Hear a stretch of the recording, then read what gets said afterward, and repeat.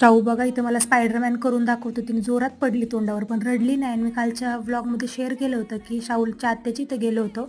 त्यांच्याच दीदीचा टी-शर्ट घालून आली होती आणि तो काय चेंजच करत नव्हती. आणि ना 2-3 चपात्या उरल्या होत्या. मग म्हटलं त्याचा चिवडा बनवून टाकावं, कारण त्या खराब होतील तर मग कोणी खात नाही. आणि सकाळपासून वातावरण आज ना असं आभाळ आल्यासारखं झालं होतं. घरामध्ये पण खूप अंधार झाला होता.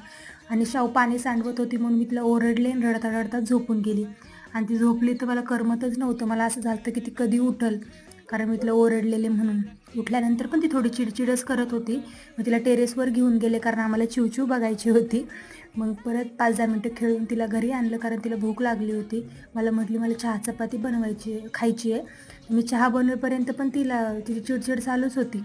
आणि अजून चहामध्ये मी साई टाकूनच पिते, कारण मला खूप आवडतं. कोण कोण असं चहामध्ये साई टाकून पितं मला नक्की कमेंट करून सांगा. चला तर मी व्लॉग इथंच एंड करते. बाय.